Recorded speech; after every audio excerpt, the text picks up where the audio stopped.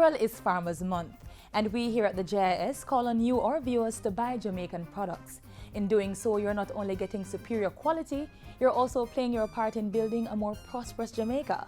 Hello, thanks for joining us on Jamaica Magazine. I'm Kerry-Ann Smith, your host for the next half hour. Our program starts right now with a word of advice, after which I'll bring you a roundup of the day's top news stories. Stay with us.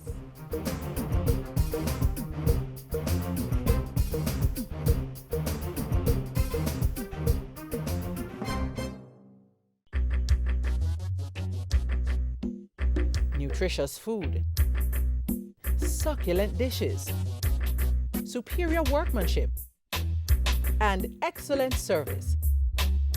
Jamaica is on the go. Let's grow what we eat and eat what we grow. Let's harness the indomitable spirit of our most valued resource, our people. Let's support our local businesses. After all, buying Jamaican means building Jamaica. Original.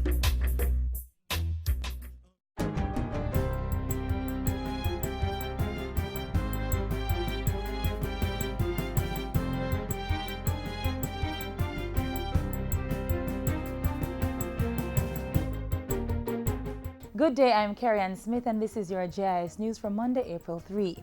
The National Solid Waste Management Authority, NSWMA, has received 6 new compactor trucks to improve its garbage collection capacity.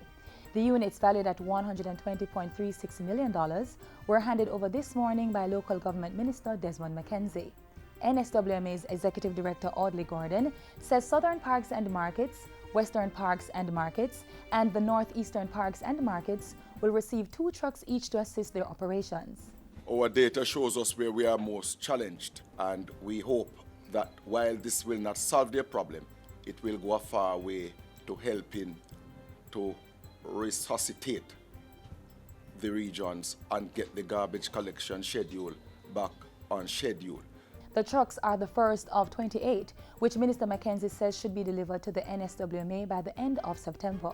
This amount of trucks will still not be adequate, but at least will put the entity in a better position to respond to the needs of the country.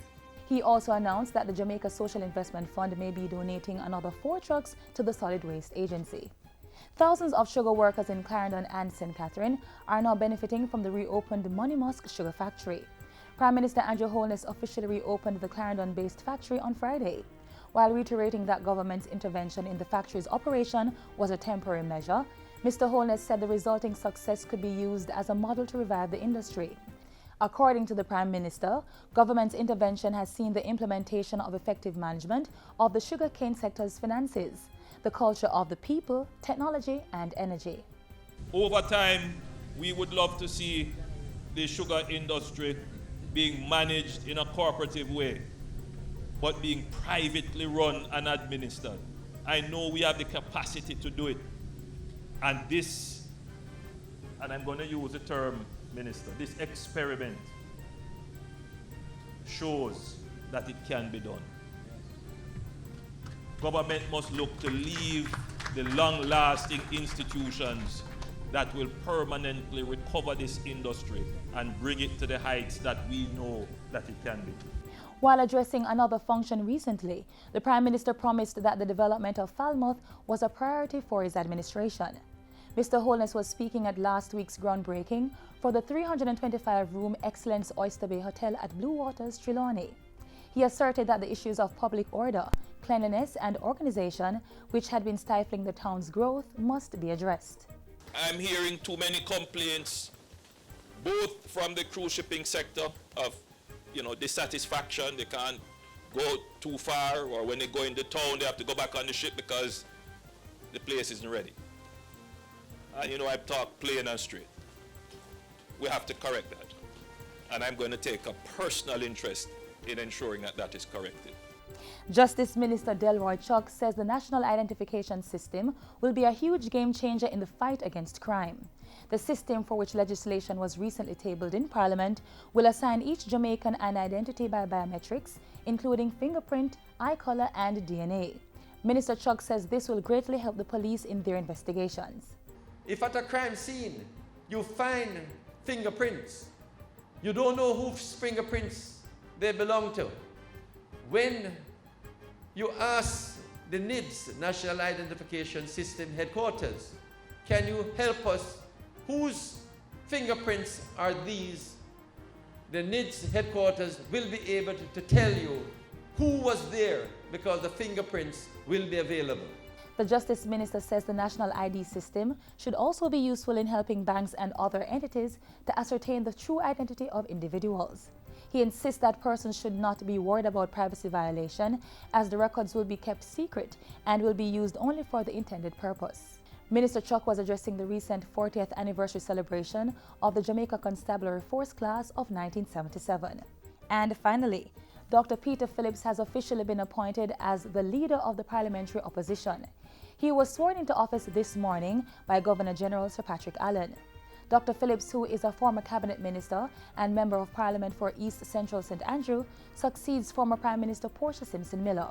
The new opposition leader says he is seized of the weighty constitutional responsibility of his new office and will execute those duties in the interests of the Jamaican people.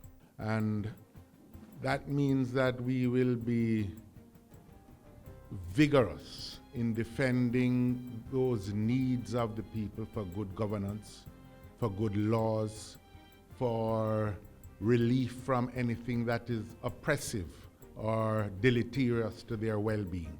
I give you that pledge not only on my own behalf, but on behalf of all my colleagues in the parliamentary opposition. And that's it for JIS News today. I'm Carrie Ann Smith. Thanks for watching.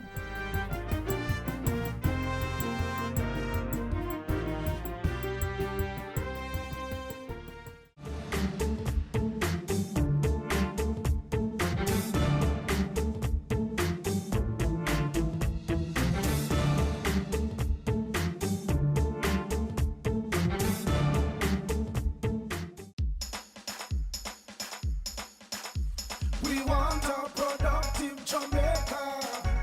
We are not productive Jamaicans. Productivity to move forward on this land. Productivity, that's the way to go, we should understand. Productivity is the way to go for all us Jamaicans. Small business, big business, old and young, we are tell every woman and man.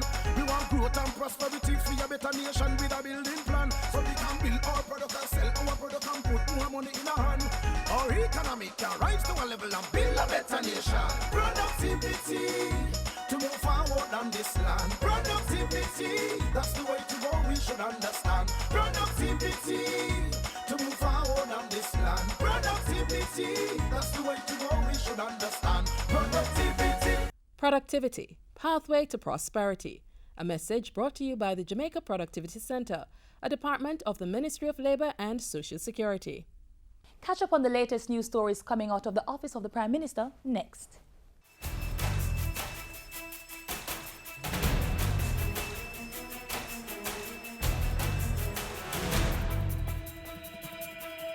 Prime Minister examining CARICOM Review Commission report, pledges greater attention to Falmouth, and calls for quick passage of public pension reform bill.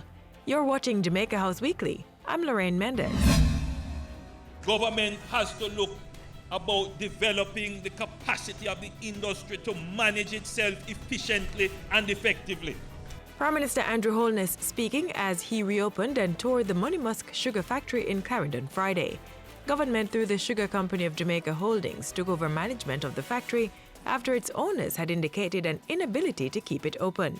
Mr. Holness said government had made capital investments as well as instituted strategic management to revive the factory's operations. Cabinet is now reviewing the final report from the CARICOM Review Commission before it is tabled in Parliament. Prime Minister Andrew Holness received the report last Thursday from Commission Chairman, former Prime Minister Bruce Golding. Mr. Holness set up the commission in 2016 to examine Jamaica's role in CARICOM and how the regional bloc has impacted the country's development. In Parliament Tuesday, Prime Minister Holness again called on members to act quickly and pass the pension reform bill now before the House. We must mature to the point where we can recognize clear and present danger and act as an independent parliament in our own best interest. And so this is why we are acting, not because it is a structural benchmark or because it's a policy commitment. It is because we have made a commitment to the people of Jamaica that we will manage their affairs in the best possible way and for their best interest. And on Thursday, Prime Minister Holness signalled his intent to take a personal interest in the development of Falmouth Trelawney. Mr. Holness said he would be correcting issues of public order, cleanliness and organisation in the town, which has hindered its growth as a cruise ship and luxury tourism destination. Everyone wants a piece of the tourism pie. But if you rush the pie, it may fall and break up, and then all you end up with is crumbs. But if order prevails, and structure, and importantly fairness and equity, then everybody can get not just a piece of the pie, but we can grow the pie so the piece get bigger for everybody. The Prime Minister was in Blue Waters in Trelawney, where he broke ground for the construction of the 325-room Excellence Oyster Bay Resort. The $110 million hotel is slated for a 2018 opening, with 1,500 persons securing jobs in the construction phase and another 700 once work is completed. Also at Thursday's groundbreaking, Mr. Holness assured tourism industry stakeholders that government would not rob this sector of funds when its policy of de-earmarking direct funding to some public bodies comes into effect. Tourism groups have raised concerns about funding for development projects when government takes control of the Tourism Enhancement Fund. It's not the intention of the government to plunder any reserves or any funds that have been gained by sector industries and interests. That's not the intention. But good fiscal management of the country's resources dictate that there has to be greater central direction. And there in no way could the government pursue a policy that would be inimical to the development of the tourism industry. Prime Minister Andrew Holness says government will seek to make greater investments in sport to build value in the sector. He was speaking on the final day of the Issa Grace Boys and Girls Championships at the National Stadium Saturday. Sports and the value that it brings to the economy is something that the country will have to make some serious investments in. Calabar High School walked away with top honours on the boys' side, while Edwin Allen High School secured the girls' crown. The courtesy room at the office of the Prime Minister saw some amount of traffic this past week. On Tuesday, Prime Minister Holness received representatives from Cable and Wireless Communications Group. He expressed congratulations to outgoing Managing Director of Flow Jamaica and Cayman, Garfield Sinclair. Sinclair will now head Cable and Wireless's Caribbean operations. Mr. Holness also welcomed Stephen Price, Flow's new Managing Director. Tuesday also saw the Prime Minister holding discussions with a delegation from the Office of Utilities Regulations, headed by Chairman Joseph Matalan. On Wednesday, Prime Minister Holness met with members of the Professional Engineers Board. And on Thursday, he was joined by Ambassador Nigel Clark and Senator Aubin Hill in a meeting with a delegation from Israel. On Thursday, Prime Minister Holness also met with the CEO of Citigroup Latin America. And that's how we close out Jamaica House Weekly. We return next time with more of the news coming out of the office of the Prime Minister.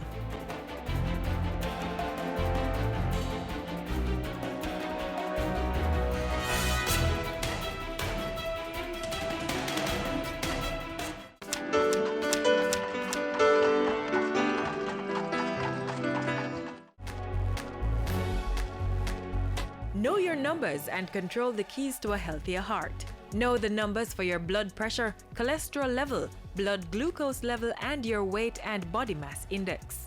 Find out the risks they represent and what you need to do to stay healthy. Talk to your doctor and start making healthy lifestyle choices to prevent a heart attack or stroke. Government is serious about safeguarding your rights to privacy, and that protection extends to the workplace. Take a look.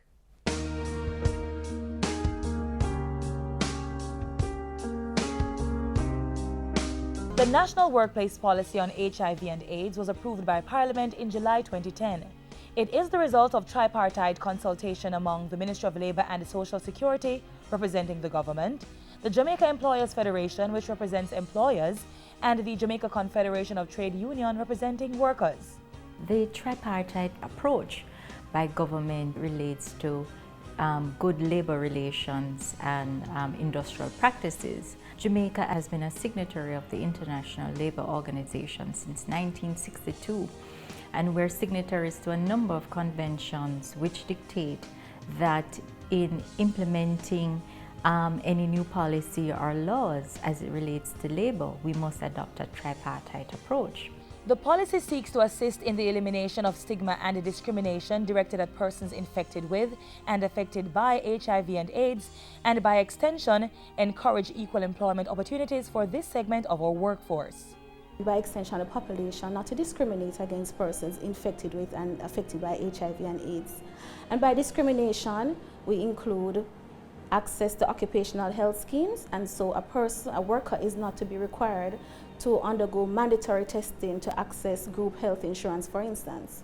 We also recognize cross-cutting issues such as gender and economic background as issues that might impact on the response in the workplace. As such, the policy is guided by 10 key principles: HIV/AIDS as a workplace issue, non-discrimination, gender equality, healthy work environment, social dialogue and cooperation, non-screening for purposes of exclusion from employment and work processes, confidentiality, continuation of employment, prevention of transmission, and care and support.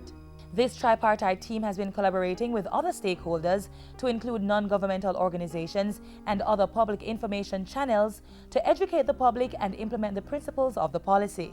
The Jamaica Network of Seropositive GN+ is a key partner, and they actually sometimes are at the helm of where we start with engaging persons. And we work hand in hand with the National Family Planning Board, which is where the National HIV Program is housed. And so our seat on the country coordinating mechanism works with that entity. And then we have other civil society partners. In 2006, the Jamaica Employers Federation created what is known as the Jamaica Business Council on HIV and AIDS. We thought that it was very prudent to create this JABCHA. JABCHA was the business response, as I said, not only seeking to have the word of the employers out there, but also creating best practices. And so we came up with two publications: HIV and AIDS, What Every Employer Should Know, and then we also had an HIV and AIDS handbook.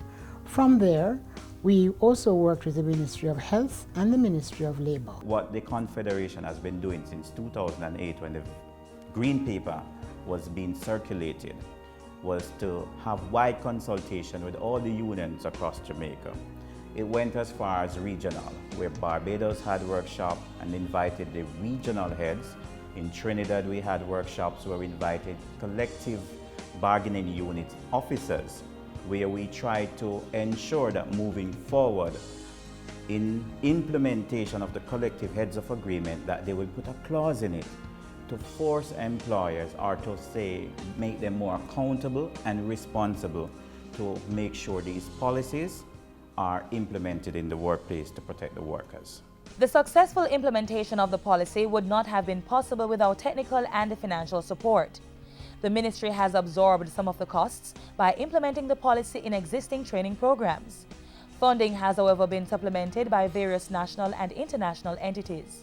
The technical support mainly comes from the ILO, and of course the funding or the financing of it is USAID mainly.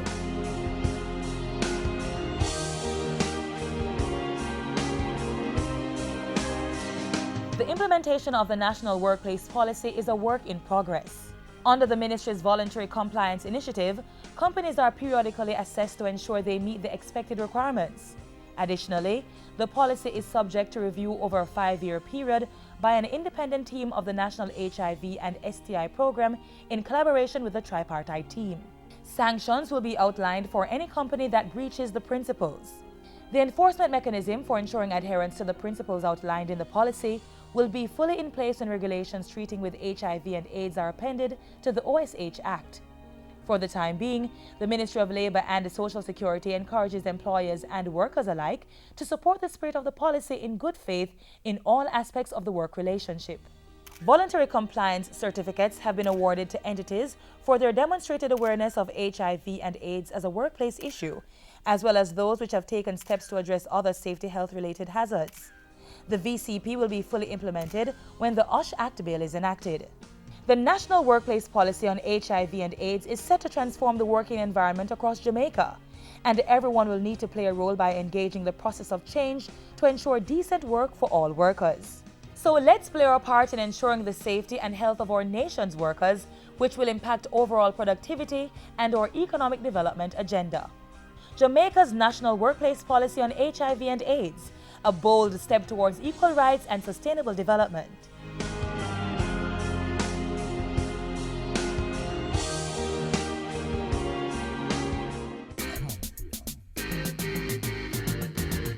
Stand up and get in the race. I can become the master of my destiny. Step up your stride, make we work like a harder. Do it like Veronica, Bolt and a Sapa. We can rise above the challenges and shine. Was with passion in your heart. Make a plan and stop all the hyping. You think that's so? We reach a the edge. I can, you can. Like our Olympians, every Jamaican can. As we celebrate our food producers in the month of April, watch and be inspired by this budding entrepreneur. Seeking a career in agriculture? Well, there are several options. Truth is, there are so many areas that one can be involved in than just farming the soil and rearing animals. And as the government continues to establish and maintain initiatives to ensure a steady inflow of young talent in the sector, we highlight Mahalia Gordon, whose passion is linked to the soil.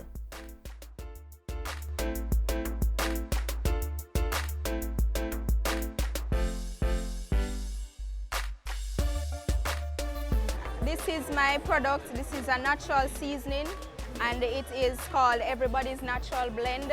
It has a blend of ingredients such as escallion, garlic, thyme, ginger, pimento, pepper, garlic, and it is preserved with natural ingredients such as vinegar and salt, and it has a shelf life of a year. In supporting our farmers, Mahalia uses locally grown produce to make this authentic Jamaican product. I will show you how I prepare Everybody's Natural Blend. First, I would get the produce. Secondly, I would prepare them by washing, cleaning them up, and then chopping them up. So now we're adding the onions to everything, but this is not everything in the bowl, but because of time today I won't do all of that, so I would show you now the pureed form, which is this, after which I would butter. Then we seal the bottle and then add our label, and then the product Everybody's Natural Blend is ready for the market. Mahalia chose to tap into the agro-processing market because of her love for food preparation. Already, her condiments and sauces have been tested and approved by the Scientific Research Council, SRC. I found myself loving to cook and basically trying out new stuff, experimenting on foods and different things. So the conceptions all started when I was home and I had meat to prepare.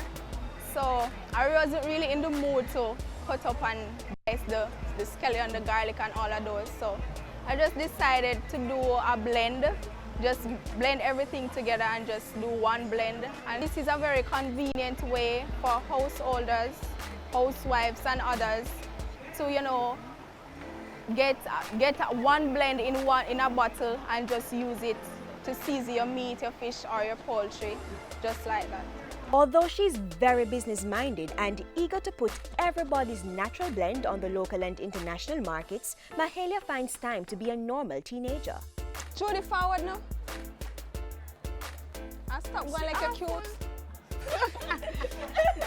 Don't sit down right this time, I'm going to give some joy. Mahalia, she's a crazy person. When I say crazy, I mean like, she always giving me jokes.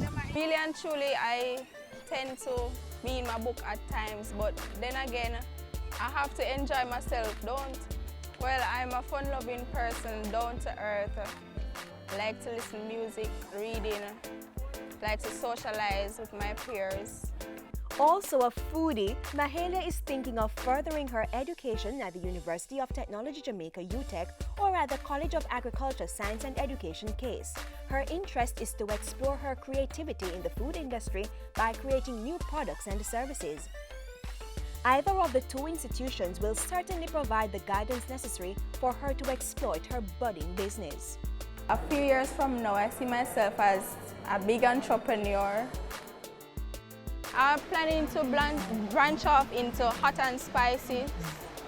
Some persons don't like pepper, so I am thinking of doing non-peppery, and also trying to include other ingredients that are unique. For example, basil and those kind of herbs. Big dreams being facilitated through agriculture. This expansion means Jamaican farmers will have to grow more so that more local produce will be used in authentic sauces like Mahalia's and others, and in doing so, we buy Jamaican and build Jamaica. Young people continuing the growth of the agriculture sector into the future.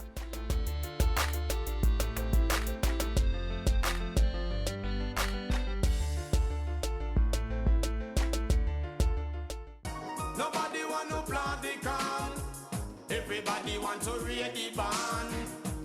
Who you are go blame it on when it's a next man you are deep in pan. Well, you're wrong.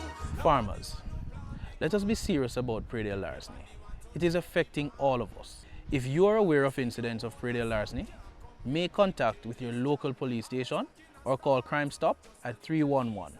Predial larceny is everybody's business. No mind if me stall. Them no business if me back against the wall. This a living sometime making me ball.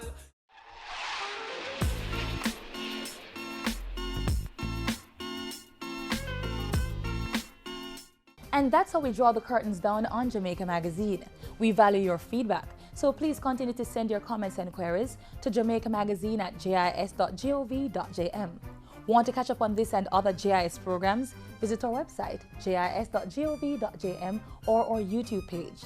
We also maintain a strong social media presence. And what's more, you can download our app that's Android and iOS compatible.